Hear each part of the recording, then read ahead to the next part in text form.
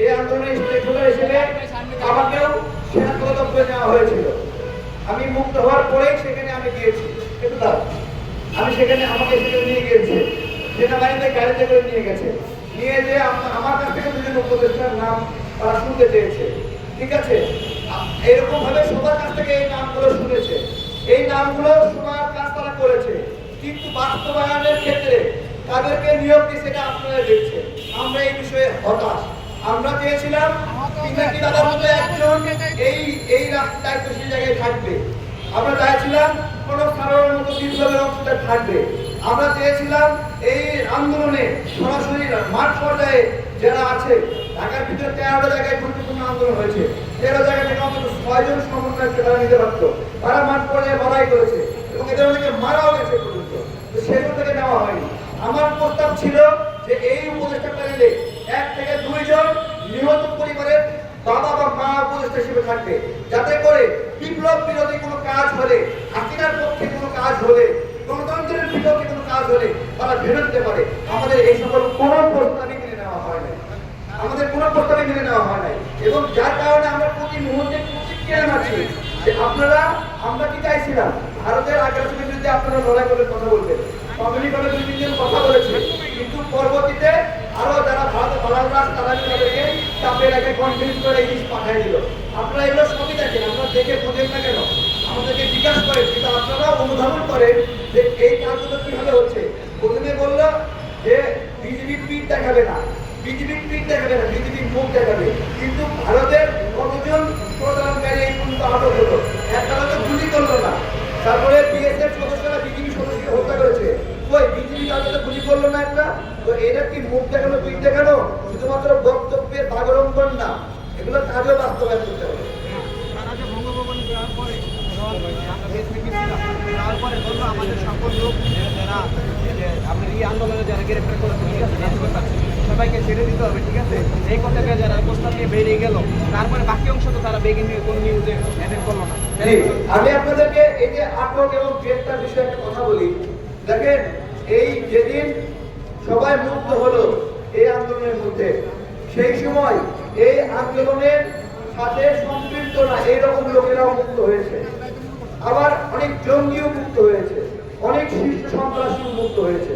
কিন্তু দুঃখজনক ভাবে যারা সরাসরি ভারতের জড়িত না এরকম অনেক মানুষ এখন আটক অবস্থায় আছে, এবং আলেমদের অনেক মানুষকে হাসিনা জঙ্গি বলেছিল, সেই লোকেরা এখনো গ্রেফতার আছে। তারপরে বাবর সাহেব গ্রেফতার আছে। আপনি আমাকে বলেন যে বাবর সাহেব কোন ভায়োলেন্সের সঙ্গে জড়িত? বাবর সাহেব কার আদালতে দোষী? বাবর সাহেব তাদের মিডিয়া দ্বারা মিডিয়া ট্রায়ালের শিকার হয়েছে, হাসিনার মিডিয়া ট্রায়ালের শিকার হয়েছে। তাদের মিডিয়া বারবার বলছে বাবর খারাপ, বাবর সাহেব খারাপ, বাবর সাহেব খারাপ। বাবর সাহেবের পক্ষে একটা কথা বলার কেউ সাহস পায়নি গত 16-15 বছরে। আজকে সেই বাবর সাহেব হাসিনার আদালতে দোষী। আমি একটা জিজ্ঞাসা করছি, আজকে বাবর সাহেব কি আপনার হলো ইউনুস সাহেবের আদালতেও দোষী? এটা ক্লিয়ারলি বলবে যে হ্যাঁ বাবর সাহেব এখনো দোষী।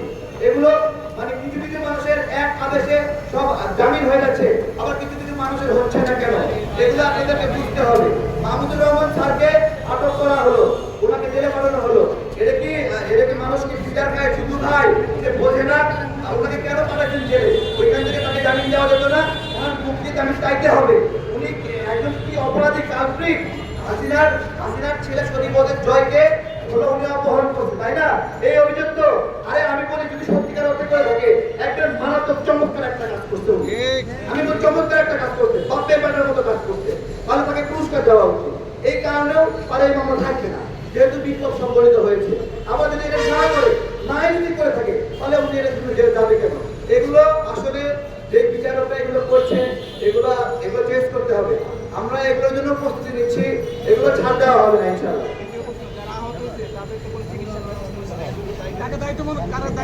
যারা আহত চিকিৎসা নেওয়া হচ্ছে না, এর জন্য দায়ী আপনি, আমি, পাশাপাশি যারা এই বিপ্লবের মালিক মনে আছে, তারা সবচেয়ে বেশি দায়ী। এবং তারা বেইমানি করছে, তাদের সঙ্গে বেইমানি করে জেলায় জেলায় হানিমুন প্রোগ্রাম করছে।